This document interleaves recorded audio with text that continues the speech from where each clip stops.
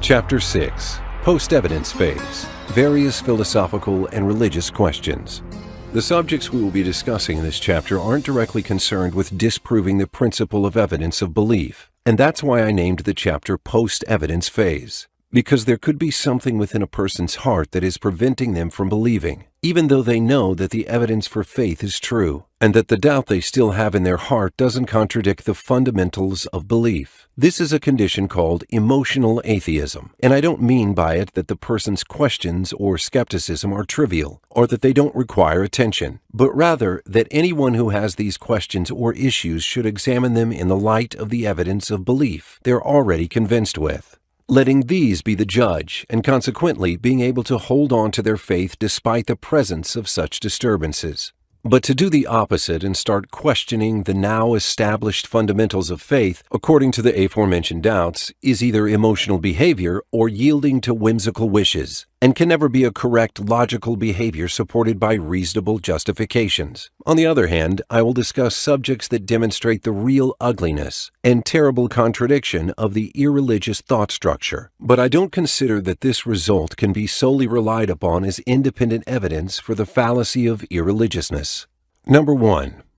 What is the answer to the problem of evil? This diagram 41 demonstrates the meaning of the famous dilemma known as the evil problem. The answer to the problem of evil. The first question, does evil exist?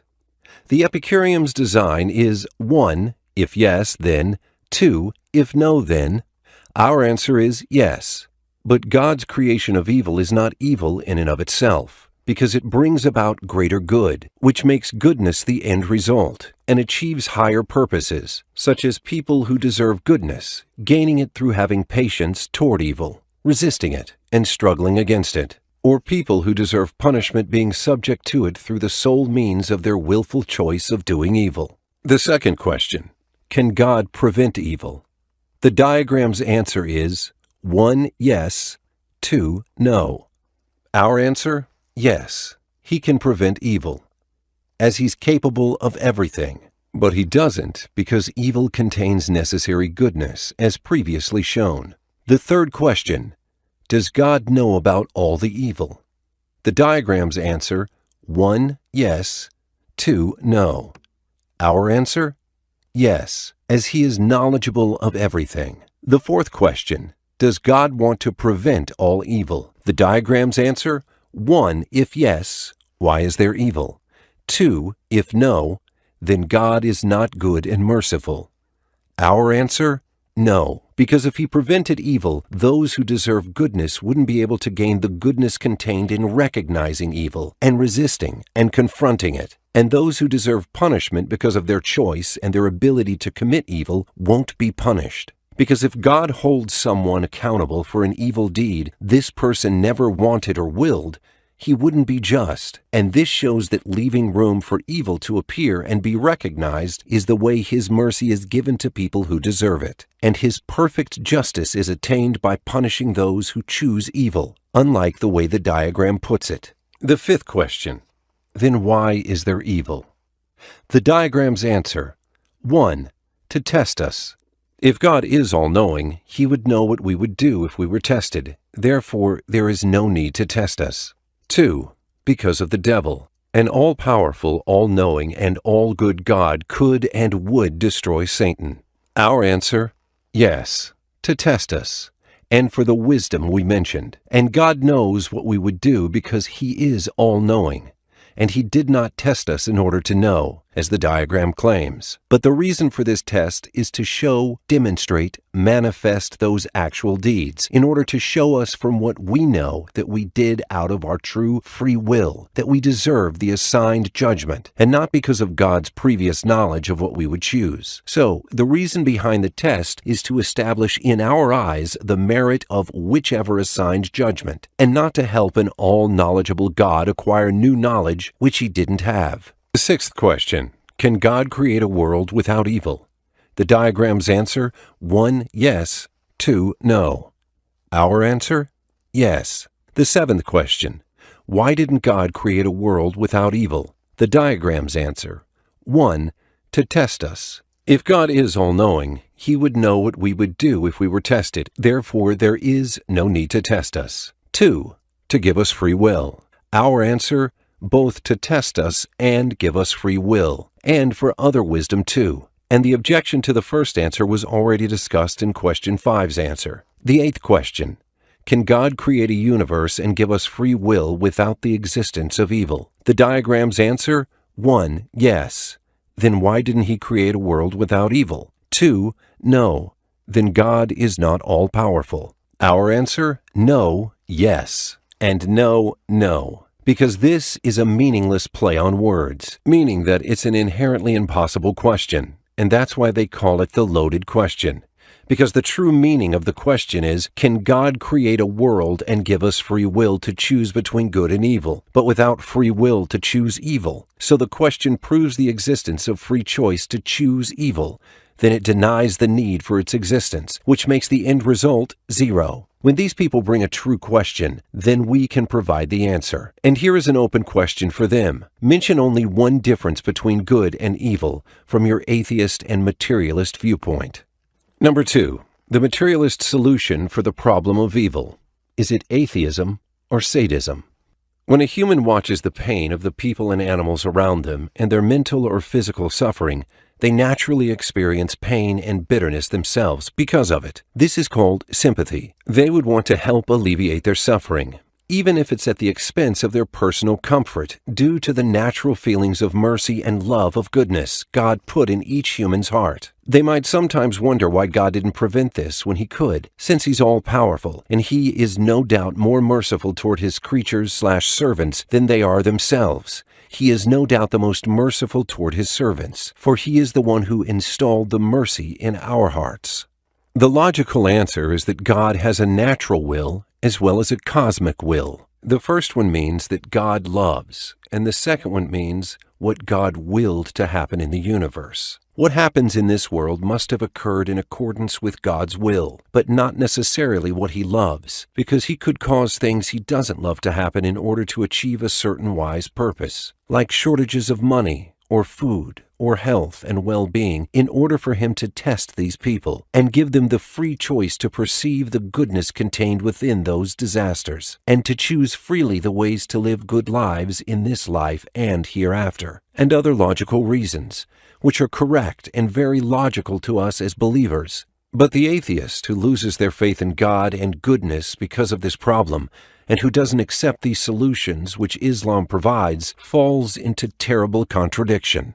They on one hand deny God because they persist on not trying to understand what religion says, and insist that God loves evil, thus denying the existence of God, even though the problem of evil doesn't refute God's existence in the first place. And they refuse to worship Him, when they should have recognized looking into the meaning of evil itself, because if we love goodness and hate evil because of our instinctive nature, which we know to be true, by first knowing that God is the one who endowed us with this gift, and secondly because God did clarify in His message that He loves goodness and despises evil, and sent general and specific instructions to do good, promising that He will reward us with the best rewards as we do that. As for the atheist who lost belief in God and in His good intuition and the judgment day, who believes in nothing other than the material existence, they just have to look for better understanding of evil and the pain they themselves suffer when watching other humans and living beings suffer, and the fact they never want to hurt another, because this instinctive hatred of evil doesn't have any real meaning for a materialist point of view that they choose to adopt when they decide to become an atheist.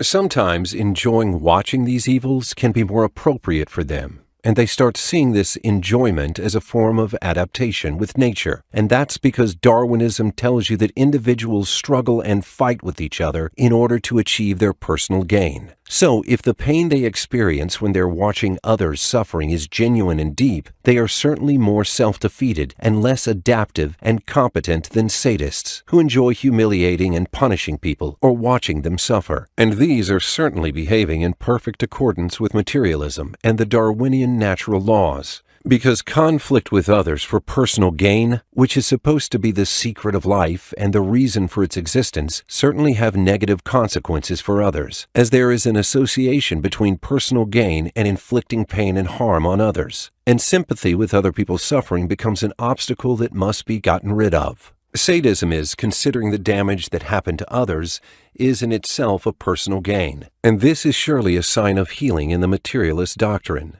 and the remission from meaningless metaphysical delusions, as sadism is the materialist viewpoint of life's good son, and the correct materialist solution for the problem of evil, because from this viewpoint it's meaningless to hate evil and feel pain because of it. Why feel pain while we can benefit from the enjoyment of watching it, and even participating in it? I hope every atheist will start to contemplate this matter well before they fool themselves and others, trying to convince everyone that the reason for their atheism is their excessive sensitivity and desiring the well-being of others, or what is generally known as the problem of evil, because that would be a terrible contradiction, as we clarified. And maybe that's the reason for the involvement of communism in killing millions of people, and the cruel horrors surpassing all expectations as the iconic leaders of atheism practiced what they believed in on real ground. People like Stalin, Mao Zedong, and others. When you experience genuine pain, and you really despise the horrors and the tragedies happening around you, you have only two choices. The first one is you listen to your intuition and human nature that tell you that evil is ugly, and recognize that those feelings you have were embedded within you by a power that also hates these things. And that is what Islam says. The second choice, you see the world from the materialist point of view and find that there is no legitimate justification for the pain and the desperateness you experience when watching others suffer. And there might even be legitimate reasons for inflicting this pain on others, or at least trying to push away the personal pain and replace it with enjoying and relishing these pains. And that is sadism. Either you become a materialist who feels pain when watching people suffer from evil and agony, atheist because of the problem of evil, and this is a meaningless contradiction. In other words, as each one of us contemplates evil, we are faced with two options. Either be a believer or a sadist. But there can never be an emotionally sensitive atheist whose reason for becoming an atheist is the problem of evil. Number 3. Why are all the tragedies inflicting Muslims today? Isn't there any one of them worthy of empowerment? When you contemplate Allah's words, be He exalted, in Al-Qasas, saying, "And the wife of Pharaoh said, He will be a comfort of the eye for me and for you. Do not kill him. Perhaps he may benefit us, or we may adopt him as a son." And they perceived not. Surah Al-Qasas 9. You begin to remember that there are other places in the Quran where you read the same words. In Surah Yusuf, "And the one from Egypt who brought him said to his wife, Make his residence comfortable. Perhaps he will benefit us, or we will adopt him as a son. And thus we established Joseph in the land that we might teach him the interpretation of events. And Allah is predominant over his affair, but most of the people do not know." Surah Yusuf 21.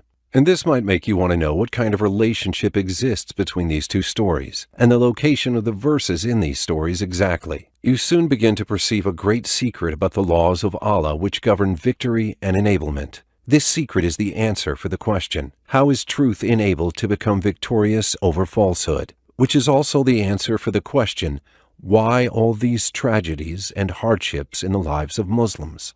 In the story of Yusuf, peace be upon him, we see that Allah, be He exalted, wanted to establish Yusuf in the land. And He did that by making him the offspring of one of the great kings in the land. No, I beg your pardon, please. This happened by making him a slave. Not only a slave, but also a prisoner. And when mentioning how he got to be a slave, Allah, be He exalted, said, "And the one from Egypt who bought him said to his wife, Make his residence comfortable. Perhaps he will benefit us, or we will adopt him as a son. And thus we established Joseph in the land that we might teach him the interpretation of events. And Allah is predominant over his affair, but most of the people do not know." Surah Yusuf 21.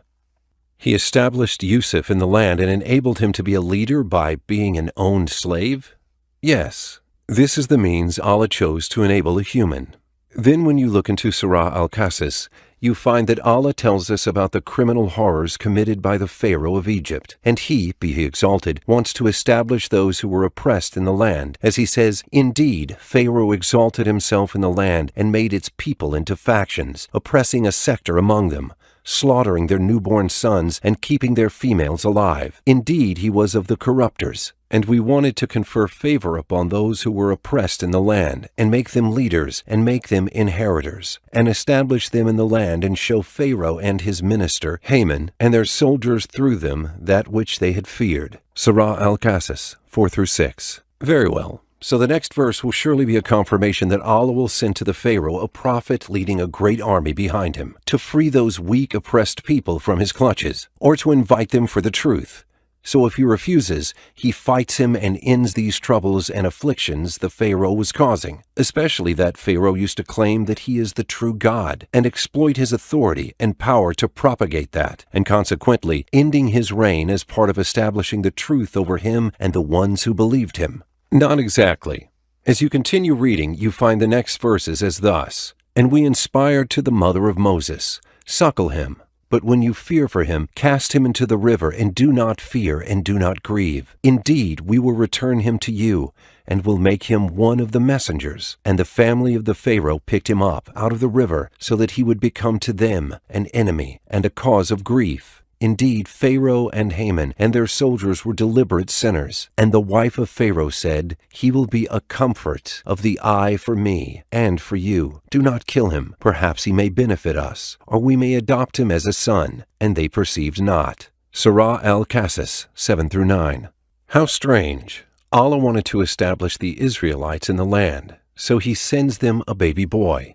In addition, he sends him in the year the Pharaoh decided to kill all newborn boys. Then he inspires Moses' mother to cast him in the river if she fears for his safety, in order to be picked up by none other than the Pharaoh himself. This makes you stop and think. Everything is going in exactly the opposite direction of our imagination and expectations. Allah's prophet Lot, peace be upon him, also received victory in ways he never expected. He was visited one day by angels in the form of extremely handsome men, something which made him worry about the wicked ones and his people's terrible reaction if they see them. And the victory day was the same day he thought it was going to be the worst day in his entire life, because this time his people will terribly humiliate his guests. Allah, be he exalted, says, "And when our messengers, the angels, came to Lot, he was anguished for them, and felt for them great discomfort, and said, 'This is a trying day.'" Surah Hud, 77. The same thing repeats itself in Prophet Muhammad's story, praises and peace be upon him. As in this example, he was enabled to enter Mecca, after which people entered into the religion of Allah in multitudes, as Surah Al-Nazir depicts. When the victory of Allah has come and the conquest, and you see the people entering into the religion of Allah in multitudes, then exalt him with praise of your Lord, and ask forgiveness of him. Indeed, he is ever accepting of repentance. Surah Al-Nazir, 1-3. Entering Mecca was achieved with the Treaty of Hudaybiyah, which was a shattering earthquake for all the great champions of the Prophet except Abu Bakr, because of the terribly unjust conditions the Prophet, peace be upon him, consented to, and everyone who'd watch this event would think that it would be the end of Islam and the declining of its light. But Allah named it victory, and sent down Surah Al-Fath, Surah of Victory. So praised be Allah, he made the Prophet victorious, and established him in the land the same way he established other prophets before him, as if this is a basic divine law for strengthening and enabling the truth to conquer falsehood. And Allah knows best. Many benefits can be deduced from these lessons. 1. Allah shows his ability because if victory and establishment in the land happened according to normal causes, there wouldn't be any miracle or sign in enabling the prophets and messengers and people of truth to be successful leaders. Number 2. We have firm belief that Allah will eventually make truth victorious and nullifies the falsehood, no matter how strong and great evil seemed. So we never lose hope whatever the circumstances around us look like, as the day of victory might be the very day we think it's going to be the worst day of our lives. If not for Allah establishing this principle in the lives of the prophets and good people, we wouldn't have been able to benefit from that. Number 3.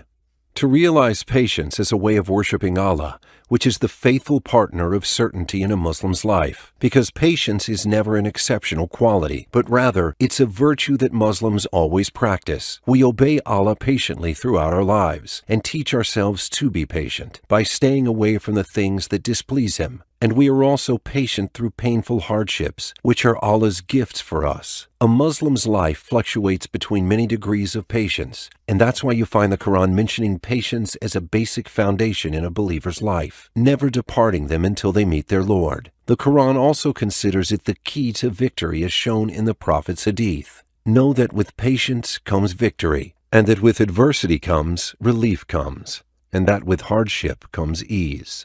This part is the answer for the question, why are there all these adversities inflicting Muslims today? And the answer is, if there aren't adversities in one's life, we wouldn't know relief, and there wouldn't be something worthwhile all the patience we exercise in the face of these hardships. And if realizing patience is one of the most important purposeful ways of life, then religion wouldn't make it the faithful friend of a believer in this way. And the eminent among the people of Pharaoh said, "Will you leave Moses and his people to cause corruption in the land and abandon you and your gods?" Pharaoh said, "We will kill their sons and keep their women alive, and indeed we are subjugators over them." Said Moses to his people, "Seek help through Allah and be patient. Indeed, the earth belongs to Allah. He causes to inherit to whom He wills of His servants, and the best outcome is for the righteous." Surah Al-Araf 127 to 128. Allah, be He exalted, says, "And we caused the people who had been oppressed to inherit the eastern regions of the land and the western ones, which we had blessed. And the good word of your Lord was fulfilled for the children of Israel, because of what they had patiently endured. And we destroyed all that Pharaoh and his people were producing, and what they had been building." Surah Al-Araf 137. He also says, "Those will be awarded the chamber for what they patiently endured, and they will be received therein with greetings and words of peace." Surah Al-Furqan 75. And also says, "And we made from among them leaders guiding our command, when they were patient and when they were certain of our signs." Surah Al-Sajda 24. "Peace be upon you for what you patiently endured, and excellent is the final home." Surah Al-Ra'd 24. "Or do you think that you will enter paradise while such trial has not yet come to you as came to those who passed on before you? They were touched by poverty and hardship, and were shaken until even their messenger and those who believed with him said, 'When is the help of Allah?' Unquestionably, the help of Allah is near." Surah Al-Baqarah 214. "Or do you think that you will enter paradise while Allah has not yet made evident those of you who fight in His cause, and made evident those who are steadfast?" Surah Ali Imran 142. "By time, indeed, mankind is in loss, except for those who have believed and done righteous deeds, and advised each other to truth, and advised each other to patience." Surah Al-Azir 1-3. "And when Saul went forth with the soldiers, he said, 'Indeed, Allah will be testing you with a river. So whoever drinks from it is not of me, and whoever does not taste it is indeed of me, except one who takes from it in the hollow of his hand.' But they drank from it, except a very few of them. Then when he had crossed it along with those who believed with him, they said, 'There is no power for us today against Goliath and his soldiers.' But those who were certain that they would meet Allah said, 'How many a small company has overcome a large company by permission of Allah? And Allah is with the patient.' And when they went forth to face Goliath and his soldiers, they said, 'O Lord, pour upon us the patience, and plant firmly our feet, and give us victory over the disbelieving people.' So they defeated them by permission of Allah. And David killed Goliath, and Allah gave him the kinship and the prophethood, and taught him from that which He willed. And if it were not for Allah checking some people by means of others, the earth would have been corrupted. But Allah is full of bounty to the worlds." Surah Al-Baqarah 249-251. "And how many a prophet fought, and with him fought many religious scholars. But they never lost assurance due to what afflicted them in the cause of Allah, nor did they weaken or submit. And Allah loves the steadfast. And their words were not but they said, O Lord, forgive us our sins and excesses committed in our affairs, and plant firmly our feet, and give us victory over the disbelieving people. Surah Al-Imran 146 through 147. Number 4. Is atheism an enemy of paganism, or is it its righteous offspring?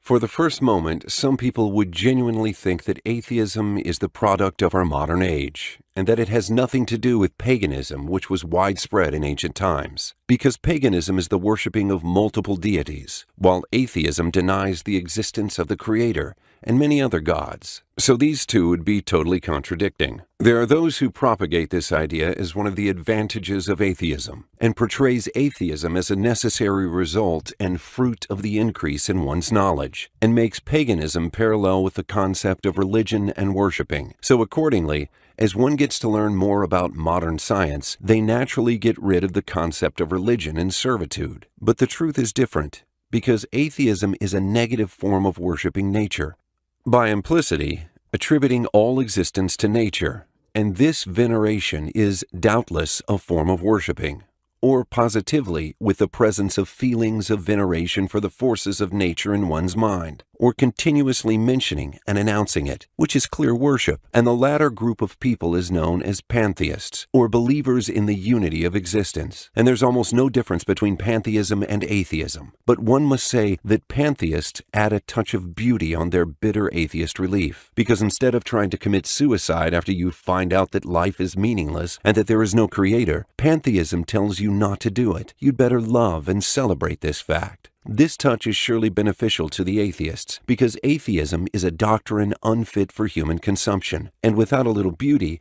things will be really tough for atheists. So atheism doesn't really do away with servitude and veneration for something, but rather it's one of its forms. But the interesting thing about this is that the line of thinking has other different names, including sweet names like naturalist paganism. And these are also known as pagan atheists. And this is how their slogan looks, like figure 42, which implies that atheism and paganism are two sides of a single coin. An interested philosopher, Stephen Imris, says in one of his articles titled as, "Can Atheists Be Pagans?" that there is no problem for an atheist to be pagan, or for a pagan to be an atheist. And he cites an online survey about the definition of paganism, the result of which was that 87% of people considered paganism a form of veneration of nature, while only 10% think that it's a worship of multiple deities. The truth is, paganism in a deeper sense is really a veneration of nature, and symbolizing of natural phenomena in our understanding of them. For example, symbols of the sun deity, the moon deity, the femalehood deity, the war deity, etc., where all of these deities are involved in stories full of resentment, rebellion, fear, and greed, and other things in a scene that couldn't be further from true veneration of any god, and nothing like Islam's love and exaltation of God. The polytheists of Quraysh used to insult God, even though they believed that He was the Creator, and that He is one of the gods they worshipped. Allah, be He exalted, said, "And do not insult those they invoke other than Allah, lest they insult Allah in enmity without knowledge. Thus we have made pleasing to every community their deeds. Then to their Lord is their return, and He will inform them about what they used to do." Surah Al-An'am 108. And if you examine paganism closely, you find that it's a mixture of arrogance, weakness, rebellion, and begging. Because as humans know that they are weak, subjugated, and in need of help, whether from the natural forces subjected to humans by God or His mind, or by lucky chance, or anything else. At the same time, he's very unhappy with his situation and thinks that he shouldn't constantly be so weak or humiliated. Paganism is but a depiction of this epic scene, and the pagan human created those multiple deities so he can describe his inner conflicts. So it would be very naive of us to think that paganism is real veneration and worship of those deities, as these deities' share of veneration is only the share of human beings of weakness and need for help. Machines will play a significant role in this play afterwards, because a human gets to find an object onto which he can pour his wrath if he doesn't get what he wants, and also the symbol which he can use to express his pride and arrogance if he does get what he wants. As deities in paganism are but a mirror reflection of this human pride and resentment, and this is the same as the atheist viewpoint of nature. Nature conquers him, and gets angry and rebellious, and then he gets to have some of its bounties, and he celebrates and venerates it. So his mind and knowledge become great. Paganism and atheism are indeed two sides of a single coin. Or you could say that atheism is modern paganism. So atheism is not getting rid of authority and objects of veneration in reality. And also paganism is not the realization of veneration and exaltation of nature with their true meanings. If you look closely, you'd find that these two concepts are interrelated to a great extent, and you would see that today's atheism is but a repeated form of centuries-old paganism. The best figurative embodiment of this paganist atheist scene, full of resentment, pride, rebellion, and humiliation at the same time, is depicted in the words of O Fortuna, which is one of the first scripts of the poems of Carmina Burana, figure 43, which are a group of anonymous paganist poems dating back to the 13th century. The poems are filled with debauchery, heresy, wine imbibing, women and sex. But the first part of these, called O Fortuna, describes the problem of evil, the most famous reason for atheism, in the form of addressing the deity of fortune, Fortuna, of Greeks and Romans. And it's a paganistic speech directed from worshippers to their deity. In it, the vast difference between the concept of worship in Islam and the concept of worship in paganism. A speech filled with insults and hatred and belittlement of that God, and at the same time a depiction of the problem of evil in the atheist manner. And many of us might recognize this poem, but we never really searched for the meaning of its Latin words, as since Karl Orff composed the music for some of Carmina Burana's poems in the 30s of the last century, it has become one of the most famous cantatas of epic music in the world. Number 5. Why do we say that there can be no morals without religion? There can be a theist without ethics. But these ethics have no root in atheism. In other words, if there is a believer who has bad manners, then his behavior is inconsistent with his religion. But if an atheist has good manners, then he's inconsistent with his philosophy in life, because there is no logical reason in his philosophy for one to have good manners. And if each human is born with a great reservoir of good manners embedded in their natural intuition, then an atheist should get rid of this unjustifiable reservoir just like they get rid of any unjustifiable primitive thought stuck in their head. Because getting rid of primitive and unjustified manners or thoughts is a requirement of atheism. And Prophet Muhammad never said that he was sent to make people start to have ethical values. But he said, I was sent to uphold the perfect ethical values. As religion justifies keeping these ethical values, it gives them purpose and deeper meaning. And it's the source that clarifies the detail of general ethical values and encouraging them. And this fact has many facets. Number 1. If God didn't exist, then there wouldn't be perfect truth. Everything will be relative because there is no fixed reference for anything abstract. Number 2. If the day of judgment doesn't exist, then commitment to ethical values can be very understandably described as stupidity and foolishness, because then this life will be everything we've got. And that's why Allah, be He exalted, said of those who don't believe in the judgment day that they won't feed the poor, nor would they take care of the orphans. Have you seen the one who denies the recompense? For that is the one who drives away the orphan, and does not encourage the feeding of the poor. Surah Al-Ma'un 1-3. And Allah, be He exalted, also said, and they give food in spite of love for it to the needy, the orphan, and the captive, saying, we feed you only for the countenance of Allah. We wish not from you reward or gratitude. Indeed, we fear from our Lord a day austere and distressful. Surah Al-Insan 8-9. Number 3.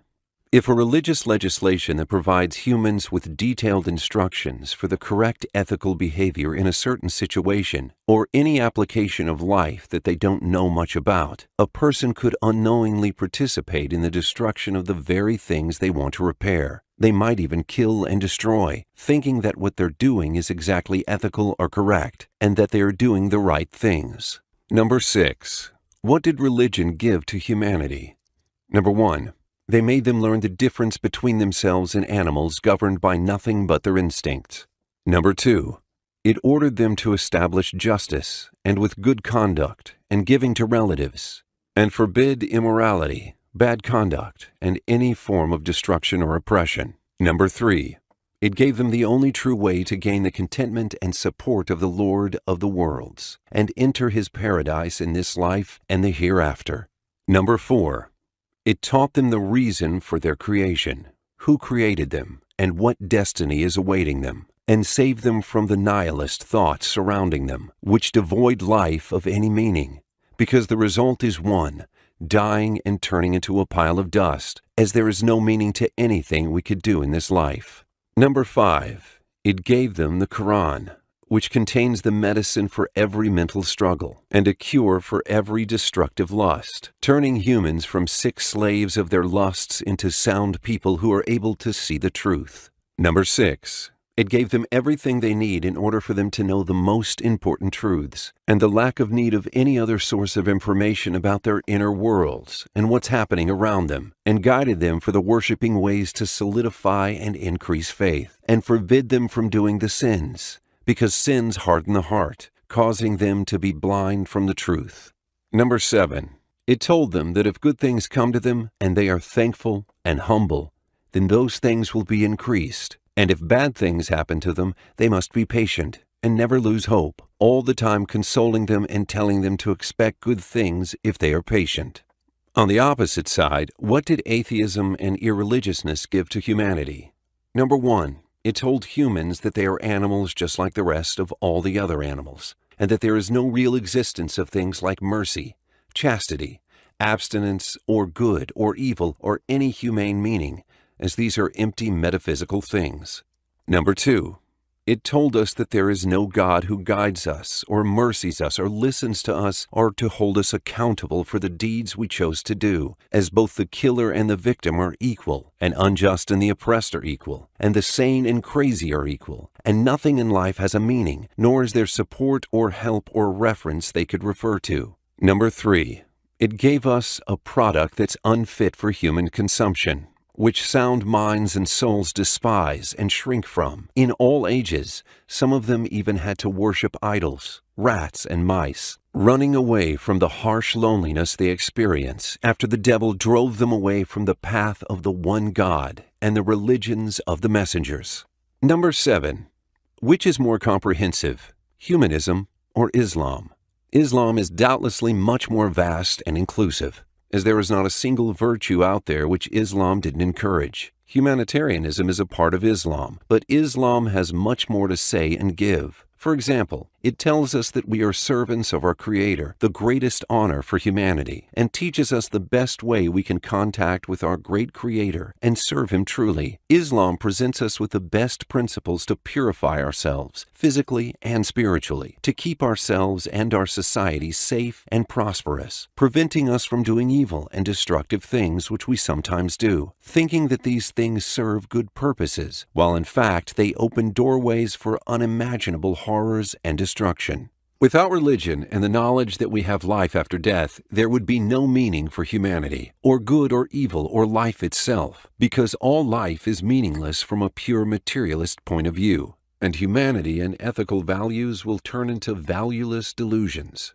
Number 8. Why would genius people and those who serve humanity be tortured in hell? Most people who serve humanity and their geniuses and achievements without faith in God did what they did not for the sake of God and humanity, but out of selfish desires to achieve personal gains, to be recognized among people as good and intelligent, or to be popular and gain a lot of money and fame. And they indeed had what they wanted. As Allah said, "Whoever desires the life of this world and its adornments, we fully repay them for their deeds therein, and they therein will not be deprived. Those are the ones for whom there is not in the hereafter but the fire, and lost is what they did therein, and worthless is what they used to do." Surah Hud 15-16.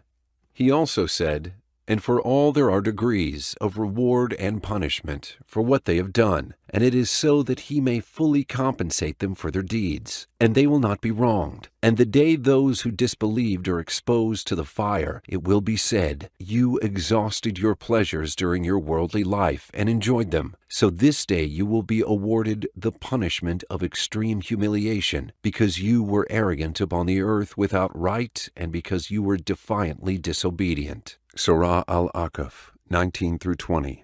And if these people have contributed to our progression and well-being, we do owe them a lot. But in front of God, they are more to blame than others, because He bestowed on them and favored them with more knowledge and understanding than all others. But they exchanged this favor for ingratitude and refused to thank Him, and even denied His existence altogether. And they attributed these achievements to themselves out of pride and vanity. Number 9.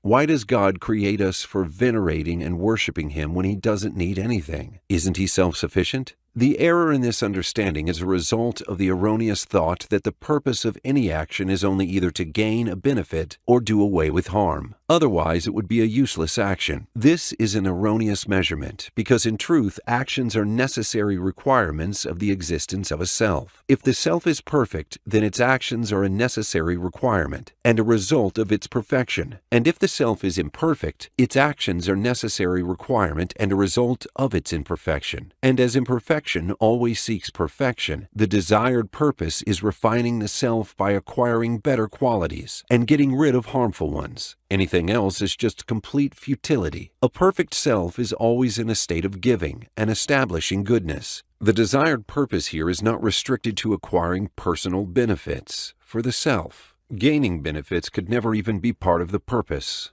So why does God do things like creation, giving management, infusing life into things, or taking lives and causing death? The answer is that God acts in perfect accordance with His best names and supreme qualities, and we act in accordance with our qualities of imperfection and limited ability. For example, when I ask you why you acted in a certain way, you would tell me that you did it in order to gain something, a pleasure, or a benefit, or to do away with a harmful thing. To us, this is perfection. But in actuality, it's imperfection, because needing something is a lack of something in your life, or self, and this is imperfection and limited ability. Or maybe you'd say that you did something just for the sake of it, without a certain purpose. Acting meaninglessly is imperfection in itself. That's why I can describe any action of any living creature as imperfect, because this creature is fluctuating between two states. Both of them are imperfect. The first state, their action is purposeless. This is fooling around, and fooling around is an imperfect quality. The second state, they do it for a purpose. And for any creature, that purpose is a need of something, in order to either acquire something beneficial or do away with harm. So they can fulfill a certain need, which is itself lack and imperfection. But when it comes to the Creator, on which basis do we apply to Him the same rule and think that He's acting for the same reasons we do? Is He a creature like us? Is He weak and in need like us? We already proved that He's perfect and self-sufficient. The answer is that He acts in accordance with His qualities and not ours. And all these qualities are ones of perfection. For example, He is generous towards you and bestows on you good bounties, because He is bountiful, and is just towards you because He is just, and so on and so forth. These actions are not a fulfillment of self's needs, but they are extensions of His perfection, the influences and requirements of His qualities. He created us so we worship Him, but it's us who need to worship Him for our own well-being and happiness, and He doesn't need us to worship Him because He is the self-sufficient, the laudable one. And it's not logical to think that a self-subsistent God needs anything or needs this worshiping. While He created both the worshiping and the worshiper, He created us and the very capability and the willpower with which we worship Him. Number 10. Can God create a rock which He can't lift, or can He create another creator like Him? God is capable of everything. Anything that can be inherently impossible, i.e., impossible to exist in the first place, is not a thing. It's just an error in the imagination of the one who asks this question, and it's a meaningless question, as if the questioner never did ask the question, and at the same time demands the answer, because the question is meaningless in the first place. If a questioner asks me, name something that's both eternal and an event, I would say to him that their question is illogical and meaningless, because the quality of eternity is in direct contradiction with the quality of occurrence, and the two qualities can exist together in anything in the world, as that is only an error in understanding. And what you're asking about is not a thing in reality, and it's not even a thing in the mind. That's why it has nothing to do with God's capability of everything, because God is capable of everything. So is the question, can God create something like him? The meaning of this question is really, can God, the Creator, create a God like him? God is uncreated. Truth is that this question has no meaning in the first place, and so answering it is impossible. It's like you trying to prove something by negating it, and consequently, the result is 0. 1 minus 1 equals 0. Because how will this second God be a creator like God when he was created by God? And this is the same as our question here. Can God create a rock which he can't carry? Because in order to be able to carry it, his capability must have limits which it can't surpass, despite the fact that in order for him to be capable of everything, his capability must have no limits. The meaning of this question is equivalent to, is God capable of being capable? It's like saying that he who is perfect is imperfect because he couldn't be imperfect. This is just a meaningless playing around with words in order to confuse the meaning, because the inability to be imperfect is not an imperfection in the self, but it's rather perfection itself. Number 11. How do we answer Euthyphro's dilemma? Euthyphro's dilemma is proposed for the purpose of denying that God is the source of morals and ethical values. It says, is what is morally good commanded by God because it is morally good, or is it morally good because it is commanded by God? If you say that God commanded it because it's morally good, then things that are morally good can be good in themselves independently of God, and consequently God is not the source of morally good things. And if you say that what's morally good is good because it's commanded by God, then this devoids good and evil of their meaning, and they become delusional and untrue things, thus canceling the value of morals itself. And our answer is, God commanded moral goodness because it's good, and because it's beneficial and right and wise, because God's actions and his wills are in accordance with his knowledge and wisdom, and with his qualities and names. Allah said, and you do not will except that Allah wills. Indeed, Allah is ever-knowing and wise. Surah Al-Insan 30. Associating his will with his knowledge and wisdom. As for the context of the dilemma, which implies that this means that good morals are independent of God, and that God might not be the source of them, or that he is the one who bestowed goodness on them, is a great confusion between actual and abstract existence of things, as goodness and good qualities are abstract meanings in the mind, and not things that have material existence in reality. The dilemma in reality is a question that creates the delusion that there is something that has a material existence, which God didn't create, and that this thing is called goodness or morality, and anyone who wishes to be moral can do so by taking part of this material being.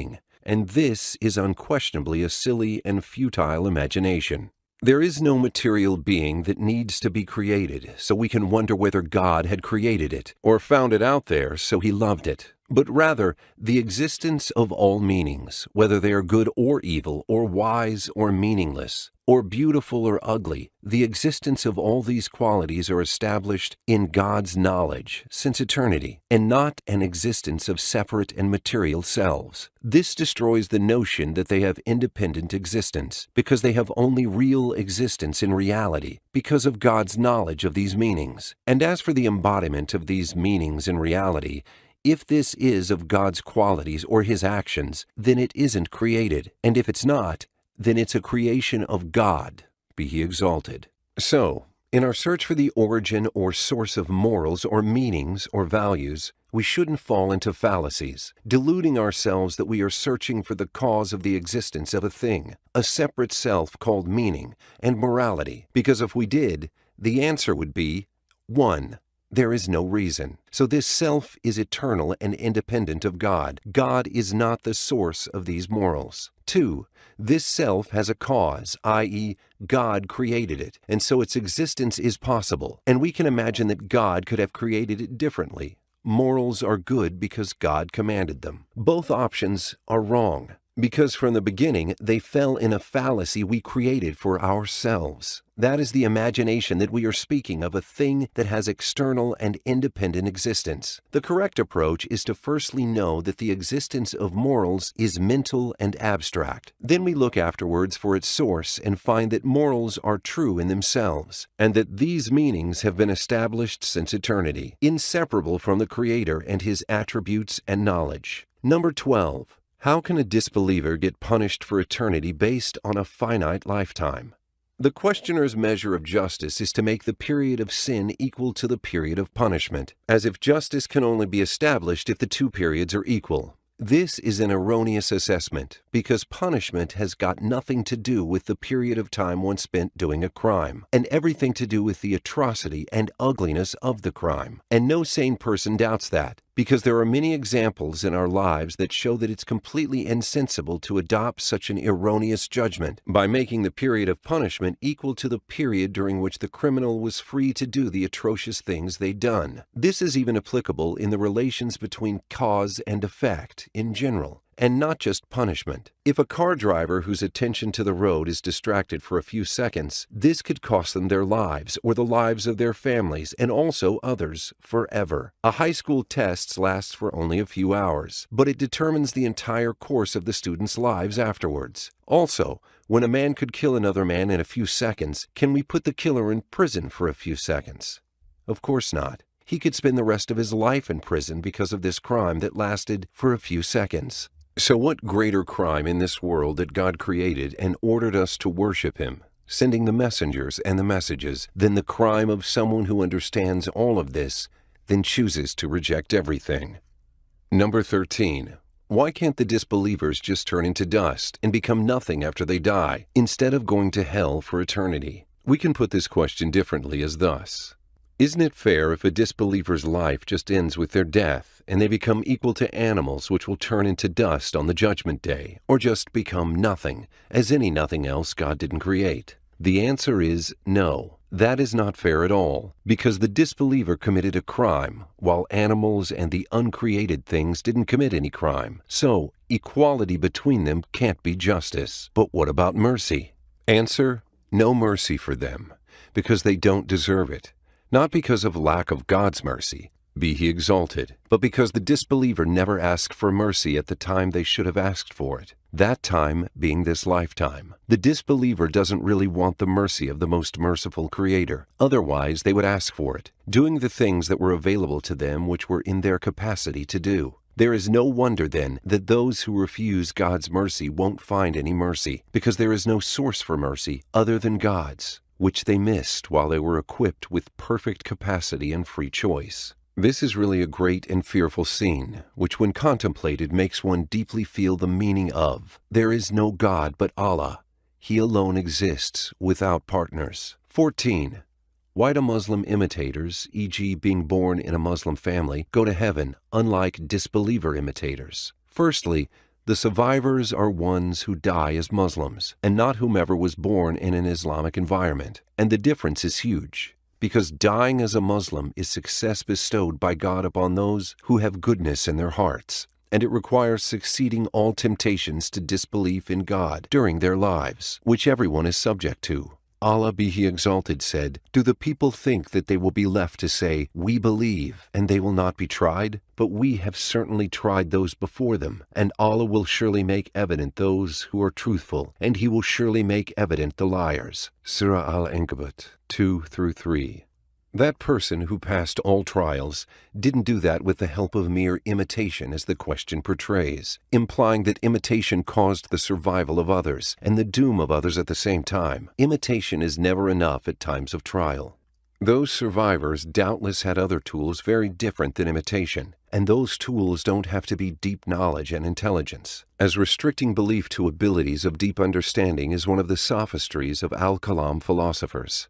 Faith has many diverse paths, and the simplest of people can have faith because of their pure and unperverted intuitive nature, or because of their true love and veneration for their Creator, and refusal to set partners with Him, or because of other gentle guidance that God puts in their hearts, or certain situations they encounter in their lives which make them experience the presence of special care and attention very closely, or by answering their prayers, or many other ways.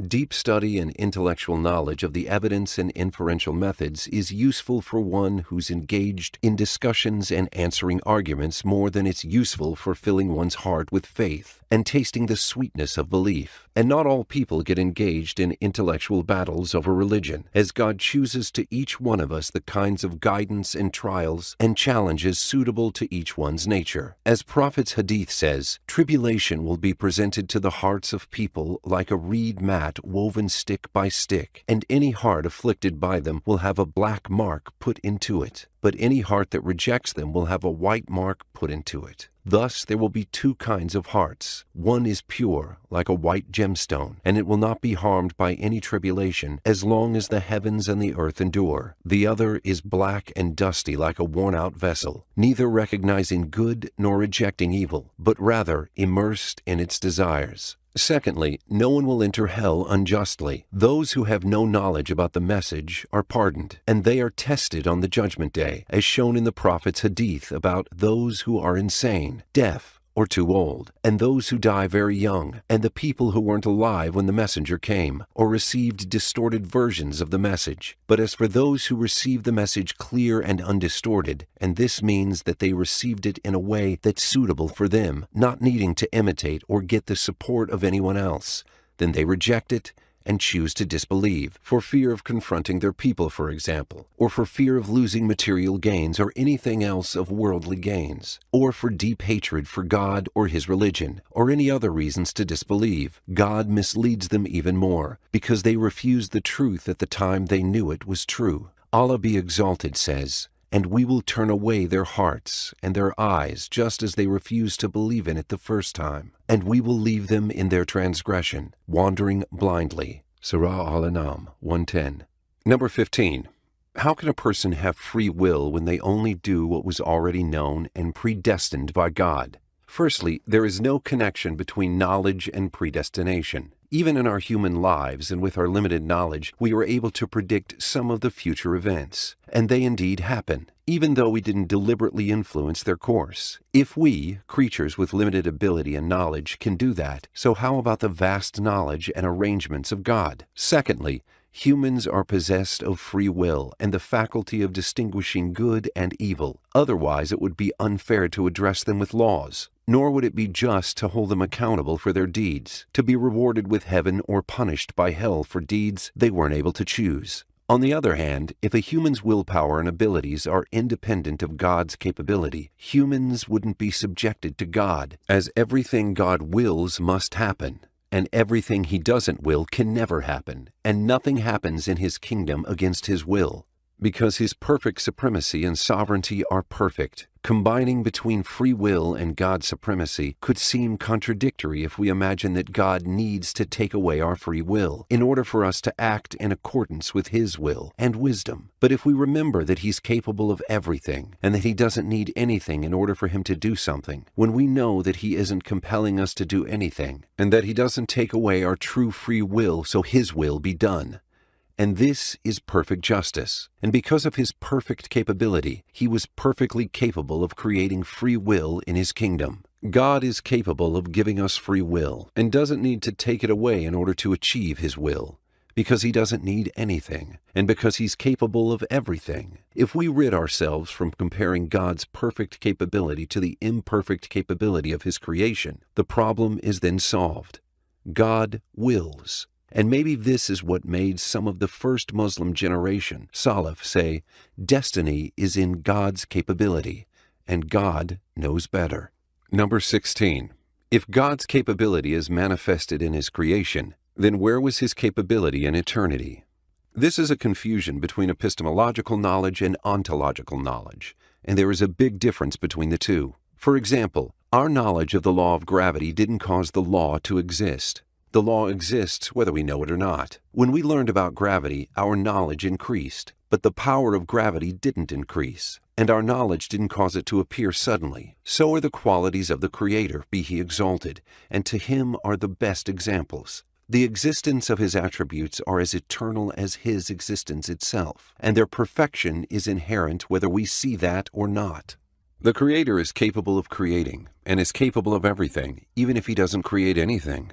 The existence of creatures is a manifestation and expression of this perfection, and an acquirement or bringing this perfection into existence. A car is called a car at the moment it's assembled, and before it moves 1 meter, because it can move, and its movement is an increase in our knowledge, and doesn't increase its ability to move. Likewise, a computer is called a computer at the moment it's made, even if it hasn't done any mathematical calculations yet. And if we choose to do complex mathematical calculations, this increases the benefit we have from the computer, but it doesn't increase its capability of calculations. God be he exalted is absolutely perfect, and this perfection is not something that increases, but rather it's people who benefit from his perfection, and their knowledge of his perfection increases as they learn more about themselves.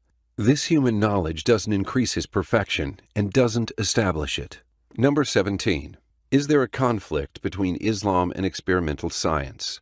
In this figure below 44 we see the book cover of Selenografia, a book by the Polish astronomer Johannes Hevelius, written in the year 1647. It symbolizes the rising of the sun of the experimental scientific method in the Middle Ages, with its 2 extensions. On the left is rationality, as represented by the Arab scientist Alhazen, holding a geometrical drawing, and on the right, sensation, represented by Galileo Galilei holding a telescope.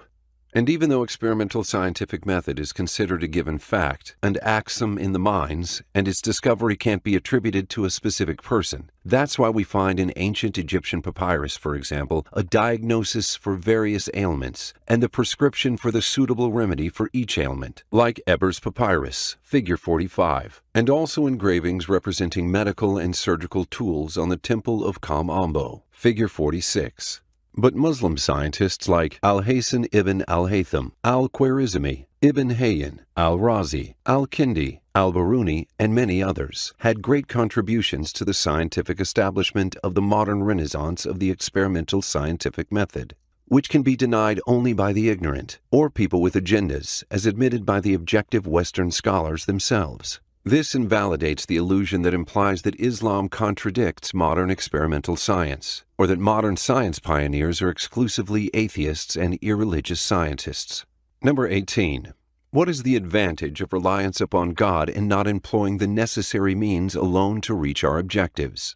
You often hear someone say that if a human wants to do something, employing the necessary means to reach their objective and relying on God will certainly succeed. But if they employ those means too, but without relying on God, they will also certainly succeed. So what is the use of relying on God? To answer this, the problem which some people fall into is their thinking that relying on God is an alternative for employing the means necessary to reach a goal. And that is untrue, as God ordered us to employ means, because He created a world of cause and effect relationships. And He also ordered us to rely on Him, in order for us to always remember that He, be He exalted, is capable of everything, and this is the owner of everything. The means could be available, but at the same time useless. And other times, the means might not be available, but God wills an unexpected source of help, which might not even be so useful in ordinary times. But they become useful at the time of need, because God willed so. This happened a lot, not only in the lives of the prophets, but also a lot of righteous and good people, where victory or the solution to a problem appeared while the necessary means are almost non-existent.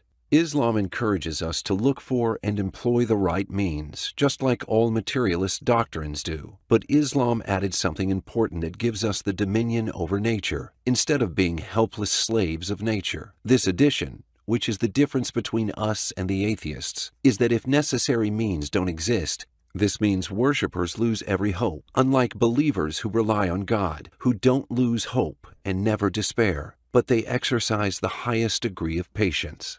The other problem related to this subject is that some people deal with reliance on God and prayers as a given, something that God has to do for His servant. Not just that, but also in the same way this person requested and without delay as well. And this is a great mistake, because reliance upon God means the delegation of the matter to God. and complete surrender to Him, seeking His help and gratitude for His will. Prayer, too, is honest supplication to God, and a true servant is all the more humble when the answer for their prayer is delayed, and not more angry and bored whenever the answer is late.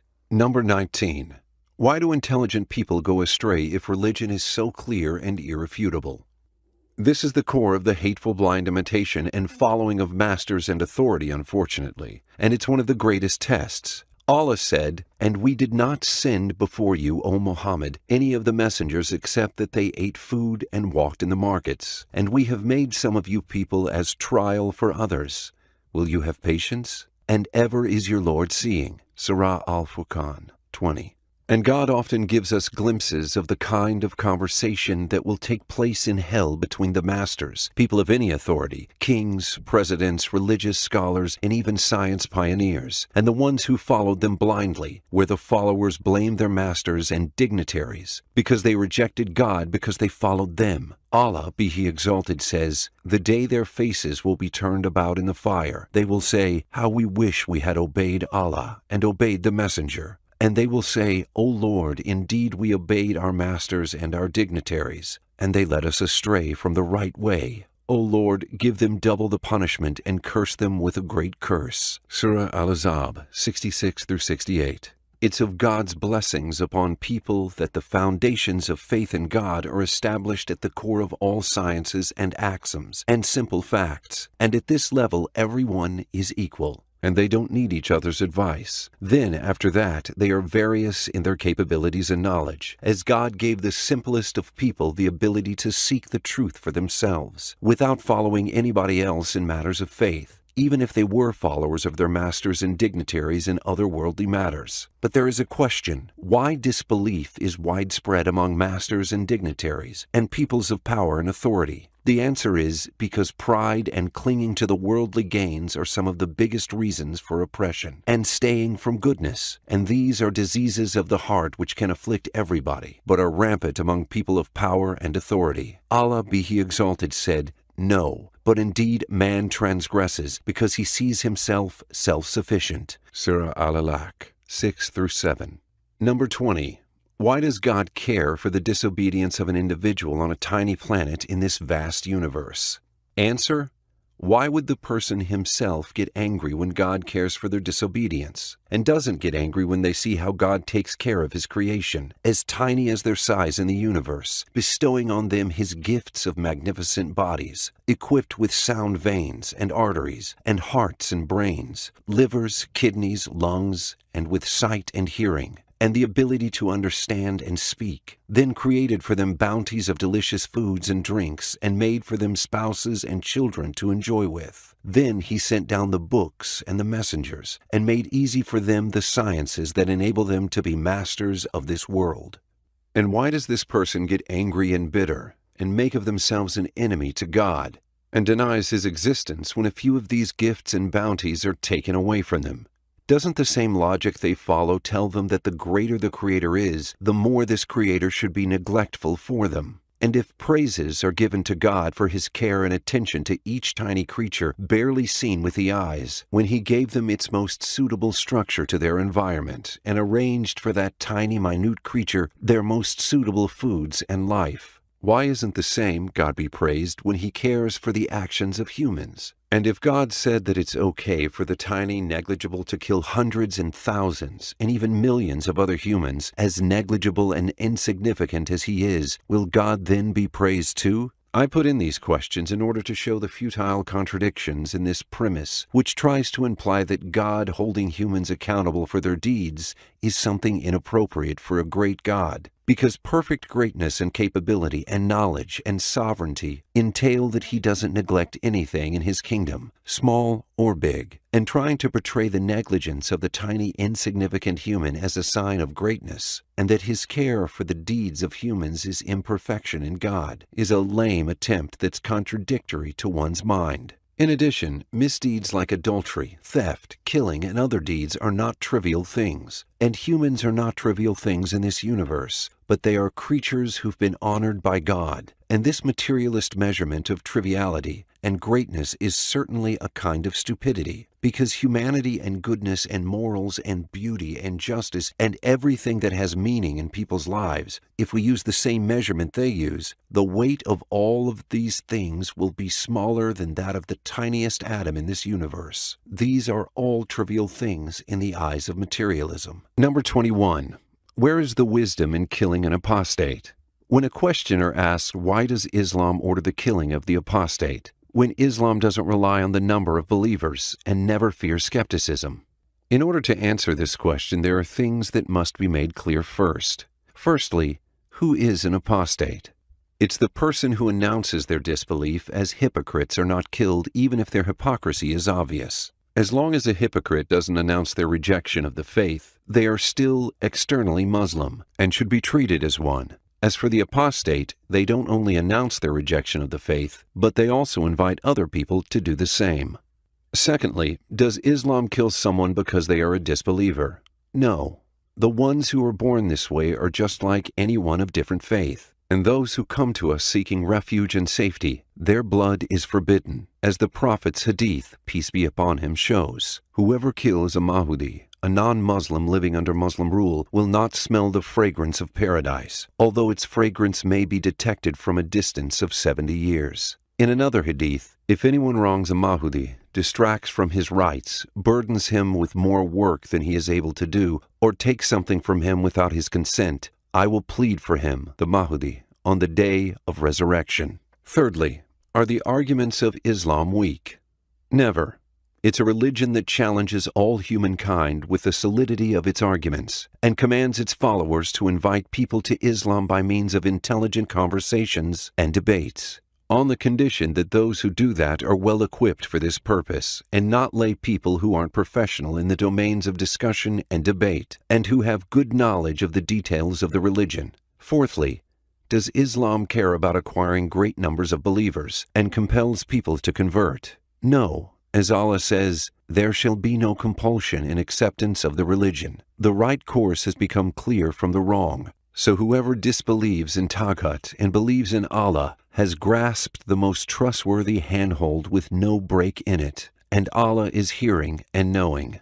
Surah al-Baqarah 256. And it surely allows people of different faiths to practice their rituals and raise their children according to their religions, and there are many Christians and Jews who live in Islamic countries until today. Fifthly, is an apostate killed immediately? No. The state must provide for them professional scholars who discuss the religion with them and clarify everything well, with good treatment, for a few days or more. If the apostate isn't convinced, they're invited to keep their disbelief secret. But if they persist on announcing their disbelief and inviting other people to do the same, then they are killed. 6. Who has the right to kill an apostate? The governor or a delegate of the official state. So why does Islam order to kill an apostate? Islam ordered to kill them to preserve the rights of others to survive, just like any social system which cares for the well-being of its individuals and the safety of the community. That might take away the rights of some people which were originally bestowed on them. But because of their transgression of other people's rights, just like a killer who'd be killed because they killed people, so is the same with those who target simple people in order to make them skeptic of their religion, announcing their apostasy, and talk sweet poison to people in order to make them reject their faith. These cause a lot of damage and destruction, so religious law is protecting the rights of the community to avoid strife and turmoil, which are more destructive than killing. Allah be exalted says, "And kill them wherever you overtake them, and expel them from wherever they have expelled you. And fitna is worse than killing. And do not fight them at al-Masjid al-Haram until they fight you there. But if they fight you, then kill them. Such is the recompense of the disbelievers." Surah al-Baqarah 191. Number 22. Why doesn't Islam allow the freedom to invite people to polytheistic religions in Muslim countries?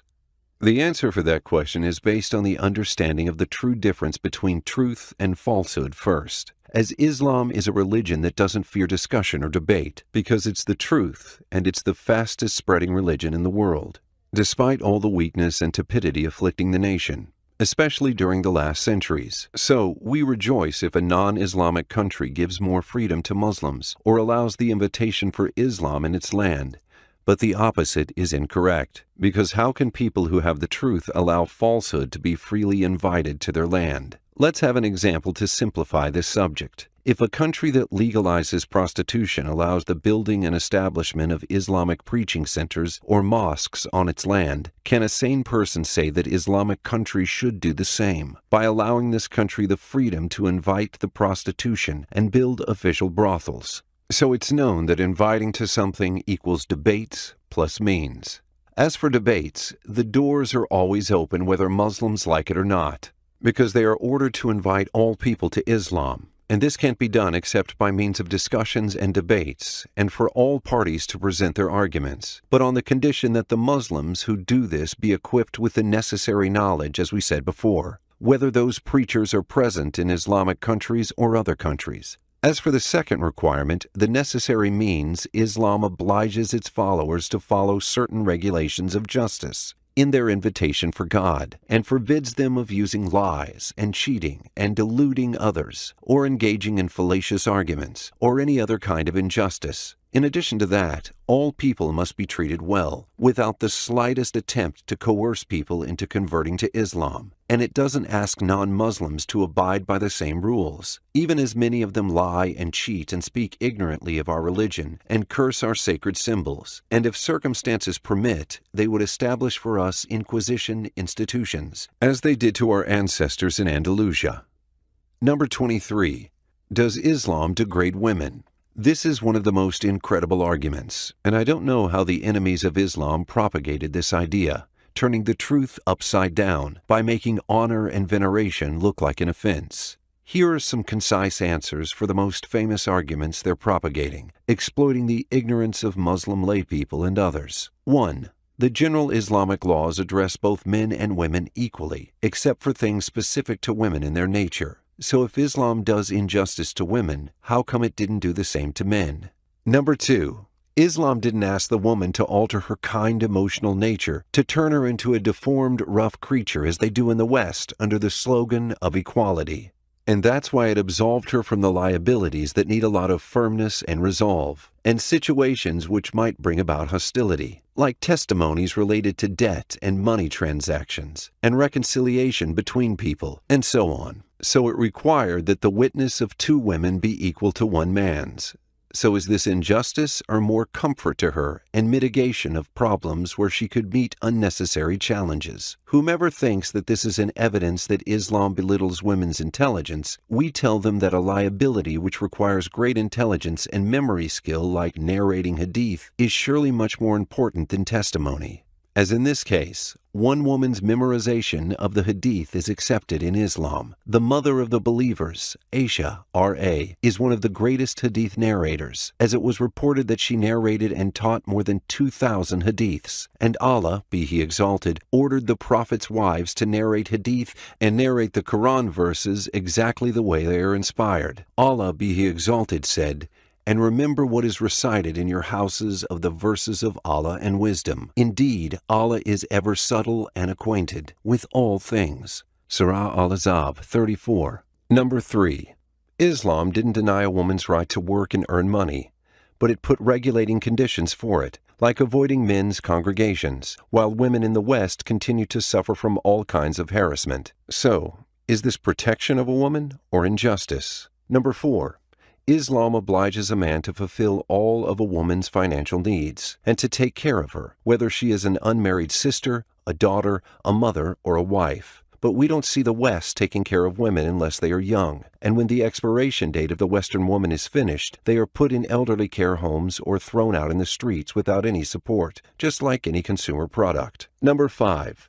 Islam ordered a woman to cover herself with hijab in order to protect her and her honor from the ill intentions of some men. It didn't deprive her of her natural love for makeup and beauty, but she is to show her beauty only to her husband and certain relatives, who have close bonds with her, and not a cheap exhibition for the mobs. Number 6. A woman can't be married unless she consents, and she has the right to ask for a divorce, or she can even divorce her husband if necessary. Her inheritance shouldn't be touched, as it's her personal right. Number 7. The Prophet, peace and praises be upon him, said in his farewell sermon, "I enjoin you to treat women well, for they are like captives in your hand. Verily, you may not treat them otherwise unless they commit flagrant immorality. If they do so, then you may separate from their beds and strike them without causing pain. But if they return to good conduct, then you may do nothing against them. You have rights over your wives, and they have rights over you. Your right is that they will not allow anyone you dislike to enter your home, and their right is that you should treat them well regarding food and clothing. Number 8. Striking one's wife by hitting her, erroneously imagined to be wife-beating, is only for the wife who abuses the marriage life and who doesn't heed any advice. But deviated people imagine that it's the first thing a man has the right to do when any conflict happens, as if all Muslim husbands are beating their wives all day and all night.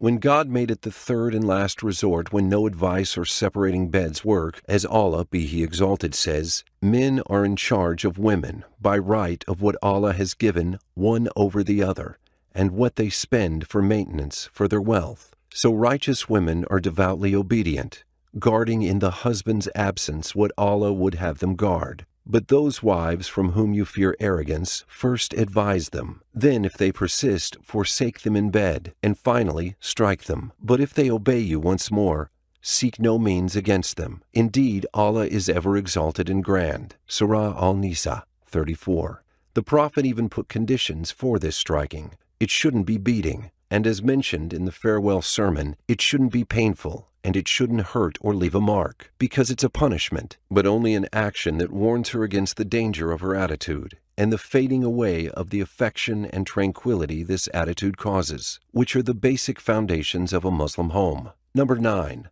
A man will be held accountable for everyone he's responsible for, and he's obliged to educate religion to his children and help everybody in the house doing good deeds and live a good life. He's also obliged to strive in the cause of Allah and to seek money in righteous ways in order to fulfill his family's financial needs. But a woman's path to heaven is much easier. The Prophet, peace and praises be upon him, said, when a woman praises her 5 prayers, fasts her month of Ramadan, guards her chastity, and obeys her husband, then it will be said to her, enter paradise from whichever gate you wish. And this obedience to the husband is associated with the obedience to God. But she has the right to refuse anything he says that's not in accordance with Islam's teachings. As the Prophet said, there is no disobedience to the creation in the disobedience of the Creator. Number 10.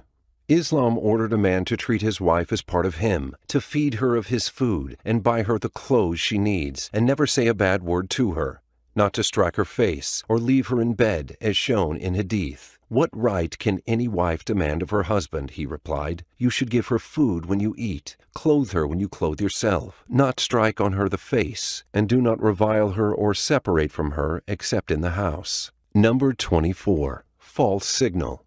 If a group of people agreed to do a secret mission and agreed to a starting signal, that the boss scratches his head 3 consecutive times, but unfortunately for them, the boss gets a real itch and he couldn't stop himself from scratching his head 3 consecutive times, which caused them to start the mission at the wrong time, and consequently, the mission failed. This is a false signal. I called it signal because it's not purposeful.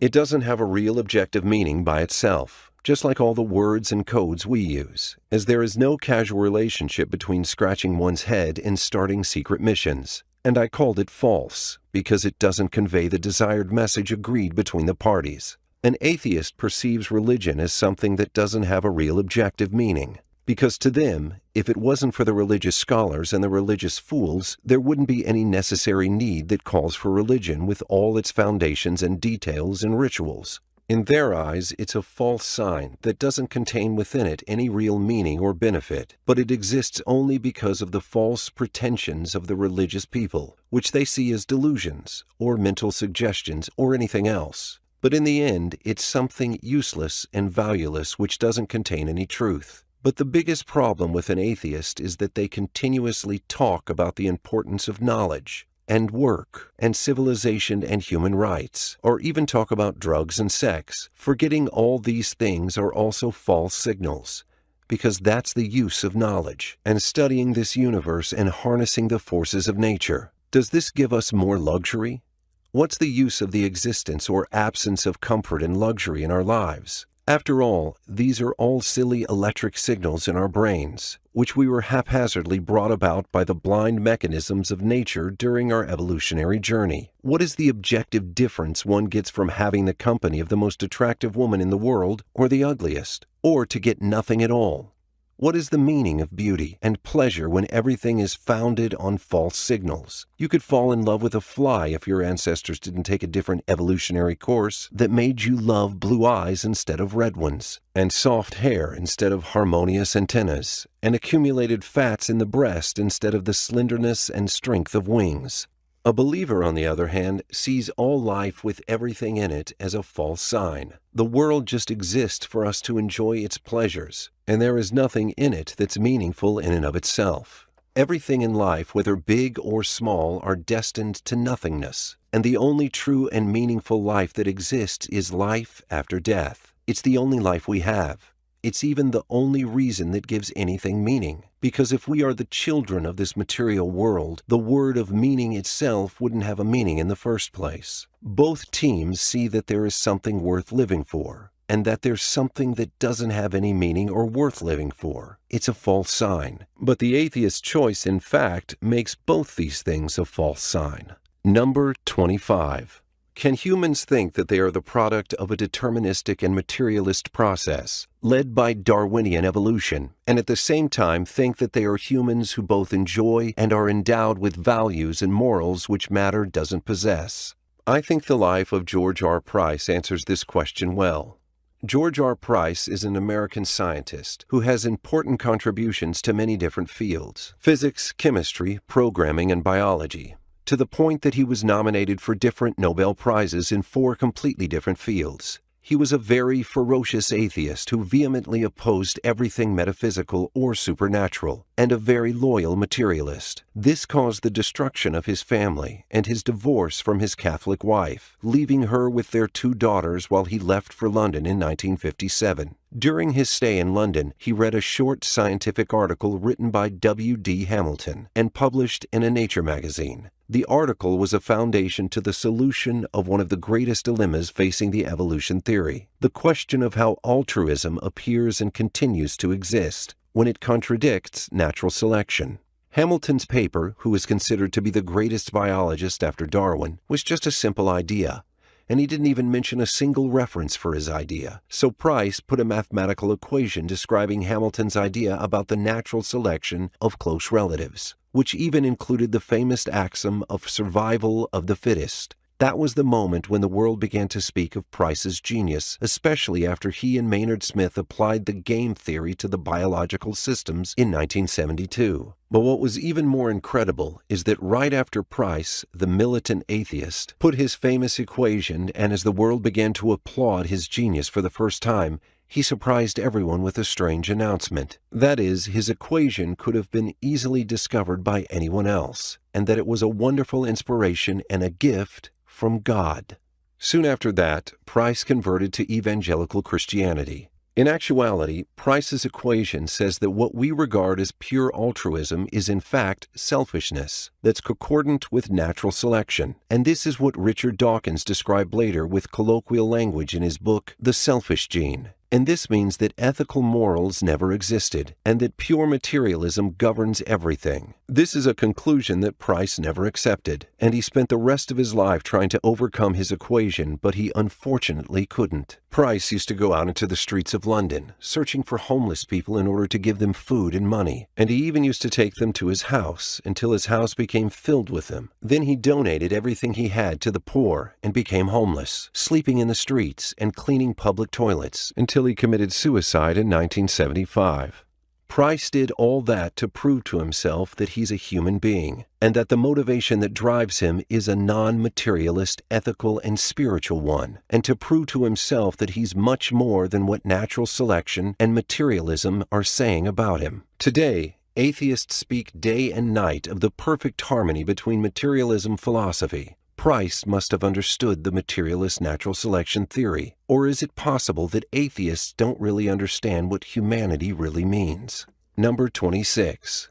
Does a disbeliever have a right to refuse going through this test, whose outcome is an eternity in hell? The test itself is not the reason of the failure of those who failed, but rather it's just a reason to show and reveal their failure. It's like a criminal who would criticize the police for revealing his crime and says, "I'm in prison because of the damn police," forgetting that the police only revealed his crime, and it wasn't the reason why he committed it. As long as the test was suitable for the capacities of the students, and as long as they were given absolute freedom to write what they wish without anyone forcing them, then it's a fair test. And if it's a fair test, and that the test wasn't in itself the reason of the failure of these students, so where is the injustice then?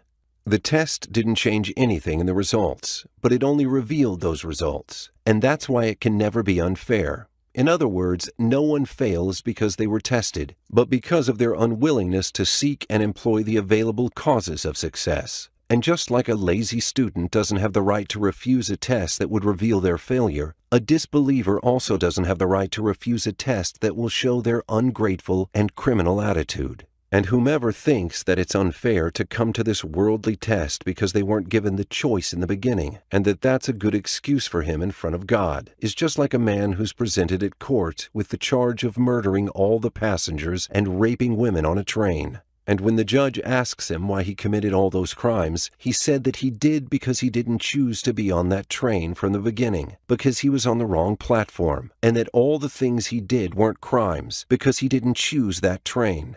And consequently, he doesn't deserve punishment for the evil he did, or praised for the good things he did.